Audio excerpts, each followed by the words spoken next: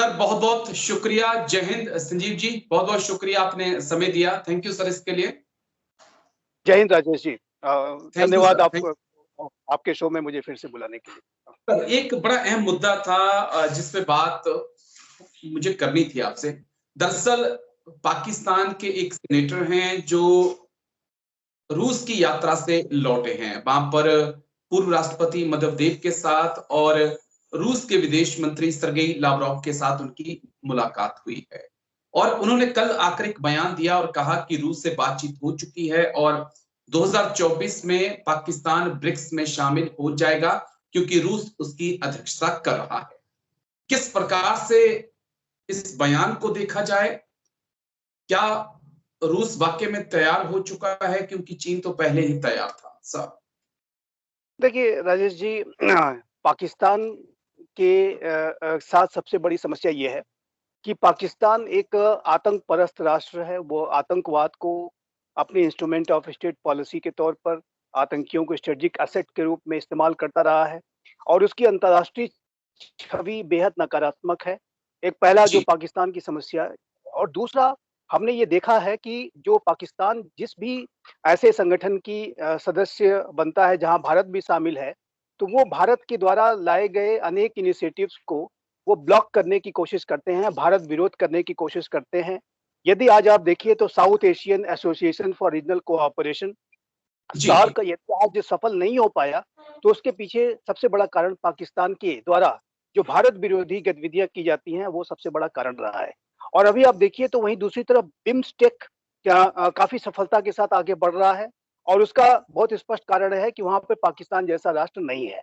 तो ये जो पाकिस्तान की जो छवि इस तरीके की है और उसकी जो भारत विरोधी गतिविधियां हैं, उसकी वजह से मुझे नहीं लगता कि भारत इस तरीके के प्रस्ताव को कोई सहमति देगा। और ब्रिक्स में जब कभी भी किसी नए मेंबर को शामिल किया जाता है तो वो जो निर्णय होता है वो कंसेंसस बेस्ड होना चाहिए।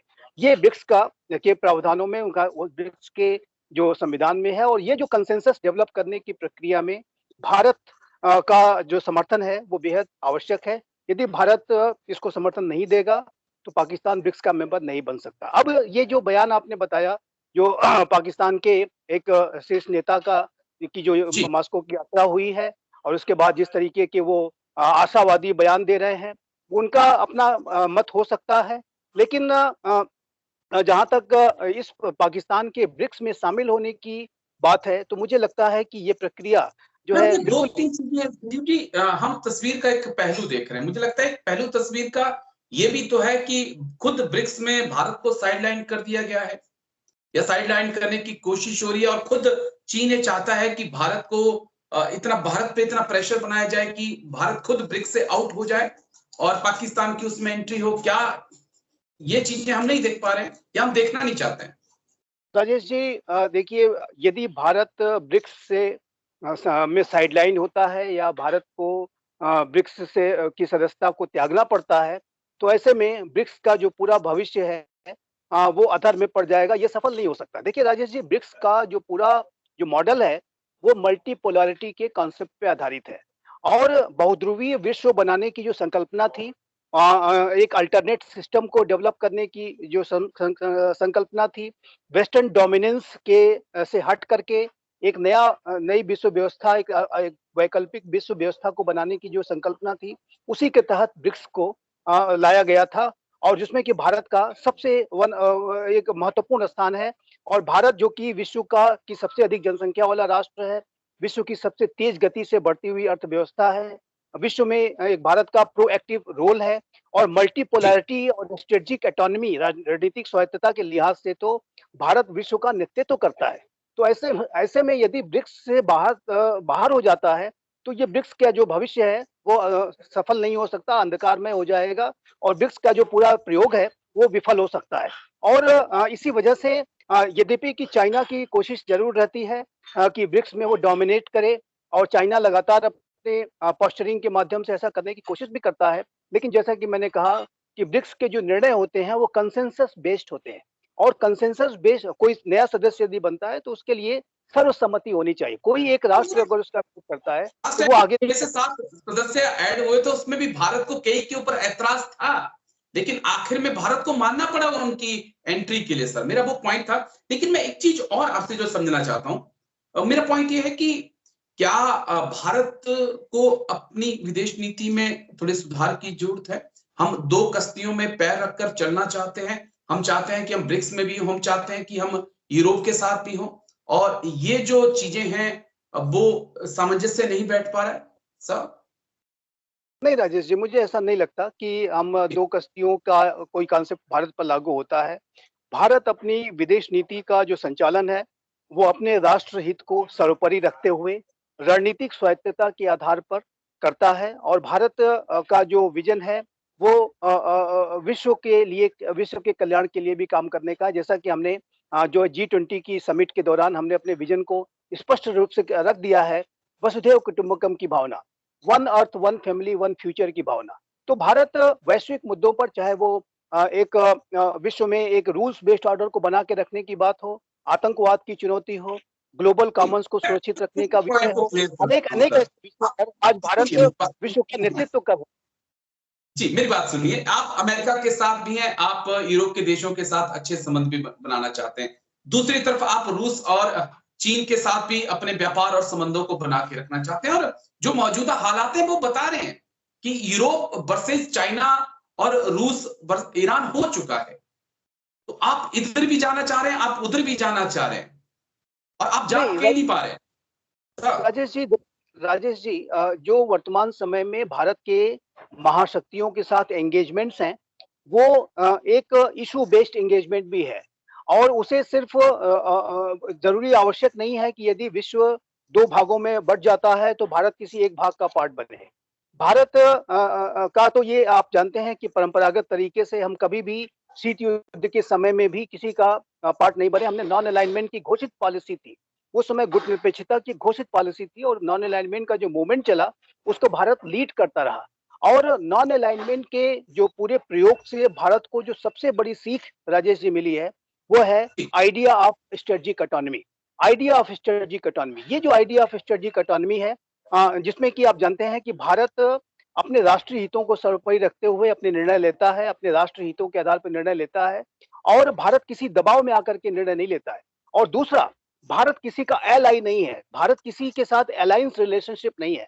अगर हमारी अगर कभी भी रशिया के साथ भी या पुराने सोवियत संघ के साथ भी अगर दोस्ती थी, तो वो भी एक पार्टनरशिप था। और आज अमेरिका के साथ भी जो हमारे संबंध है, वो पार्टनरशिप है, वो अलायंस रिलेशनशिप नहीं है। वो उस तरीके के संबंध नहीं है कि जैसे कि अमेरिका के साउथ कोरिया, जापान और नेटो के एलाइज के साथ संबंध हो कि अमेरिका जो डिसाइड कर ले उसे हमें फॉलो ही करना है।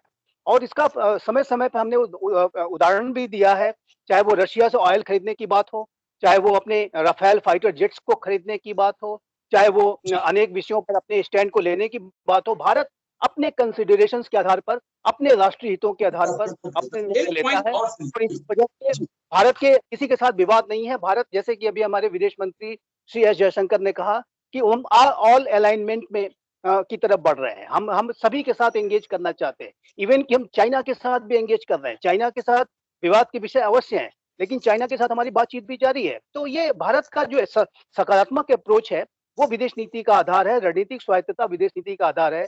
और ये आवश्यक नहीं है कि यदि विश्व में ध्रुवीकरण हो रहा हो तो भारत किसी एक ध्रुव का पार्ट बने। भारत एक स्वतंत्र स्थान भी रख सकता है, और जो कि मेरा विश्वास है कि भारत इसे बनाकर रखेगा। ठीक है, दो तीन पॉइंट और जिन्हें मैं जल्दी जल्दी आपसे समझ लेना चाहता हूं। एक पॉइंट तो संजीव जी ये है कि पाकिस्तान की जो आर्थिक हालत है बहुत खराब है, और जो ब्रिक्स का सिद्धांत है वो ये भी कहता है, संविधान ये भी कहता है कि उभरती हुई अर्थव्यवस्थाएं ही उसके अंदर जा सकती हैं। दूसरा, जो देश आतंक का समर्थन ना करते हो वो ब्रिक्स में जा सकते हैं। लेकिन क्या रूस और चीन की कृपा पाकर इन चीजों को भुला दिया जाएगा? मुझे नहीं लगता राजेश जी कि ये होने जा रहा है। और पाकिस्तान को ब्रिक्स की सदस्यता मेरे असेसमेंट के मुताबिक नहीं मिलने जा रही, क्योंकि पाकिस्तान जब तक आतंकवाद के विषय पर, जैसा कि भारत ये कहता रहा है कि जब तक पाकिस्तान आतंकवाद के विषय पर इरिवर्सिबल, वेरीफाइबल और क्रेडिबल स्टेप लेकर के नहीं दिखाएगा, जब तक पाकिस्तान एविडेंस बेस्ड एक्शन लेकर के नहीं दिखाएगा, भारत और पाकिस्तान के संबंध सामान्य नहीं होंगे, पाकिस्तान के साथ कोई बातचीत भी नहीं होगी। और भारत का समर्थन ब्रिक्स की सदस्यता के लिए पाकिस्तान को मिलना आवश्यक है, जो कि मुझे नहीं लगता कि भारत सरकार उसे देने जा रही है। और इस लिहाज से अगर देखें तो ब्रिक्स की सदस्यता पाकिस्तान को अभी आने वाले भविष्य में मैं मिलते हुए नहीं देखता। और इसके लिए पाकिस्तान का स्वयं का जो बिहेवियर है, जैसा कि हम डिस्कस कर रहे हैं, वही जिम्मेदार है। पाकिस्तान को यदि अंतर्राष्ट्रीय समुदाय में अपने स्थान को बनाना है तो पहले आतंकवाद को त्यागना होगा। भारत विरोध की जो उसकी साजिशें हैं उसे बंद करना होगा। तभी वो भारत से एक्सपेक्ट कर सकता है कि भारत ऐसे विषयों पर उसका समर्थन करेगा। और मुझे नहीं ठीक लगता है। कि आने वाले भविष्य में भारत मुझे पाकिस्तान को कोई सहमति देने जा रहा है, चाहे वो रशिया और चाइना का दबाव ही क्यों ना आ जाए। ठीक है, एक आखिरी पॉइंट, क्या चीन और रूस ब्रिक्स को नेटो के खिलाफ एक संगठन के तौर पे खड़ा करना चाहते हैं और भारत उसमें एक बड़ी अड़चन है जिस कारण उसको साइडलाइन करने की भी कोशिश हो रही है सब? देखिए, भारत इस बात का निसंदेह विरोध करेगा कि यदि ब्रिक्स को एक एंटी नेटो जो है ऑर्गेनाइजेशन के रूप में यदि विकसित करने की कोशिश की जाएगी। मुझे नहीं लगता कि भारत का अप्रोच ये है। चाइना और रशिया का हम जानते हैं कि उनकी वेस्ट के साथ एक स्ट्रेटेजिक राइवलरी रहती है। लगातार वेस्ट के साथ उनका कन्फ्रंटेशन भी अब दिख रहा है, चाहे वो रशिया यूक्रेन वॉर हो या ताइवान से संबंधित जो अमेरिका और चाइना के बीच में तनाव रहता है। लेकिन भारत का जो अप्रोच है वो एंटी वेस्ट नहीं है। भारत, जैसा कि अभी विदेश मंत्री श्री एस जयशंकर ने कहा कि हम नॉन वेस्ट जरूर हैं, लेकिन हम एंटी वेस्ट नहीं हैं। और वेस्ट के साथ भी हमारे अच्छे संबंध हैं, उनके साथ वो डेमोक्रेसीज हैं, भारत भी डेमोक्रेसी है, उसके साझा मूल्य हैं। और उस आधार पे भारत और अमेरिका के संबंध आप देख रहे हैं कितने गहरे और प्रगाढ़ हो चुके हैं। लेकिन रशिया के साथ भी हमारी जो एक टाइम टेस्टेड रिलेशनशिप है, एक ट्रस्ट के ऊपर आधारित संबंध है। तो वो भारत का जो अप्रोच है वो कंस्ट्रक्टिव अप्रोच है। स्ट्रेटेजिक ऑटोनॉमी को मैं एम्फेसाइज फिर से करूंगा कि स्ट्रेटेजिक ठीक। ऑटोनॉमी हमारी विदेश नीति का आधार है और इससे भारत कभी डिग नहीं सकता।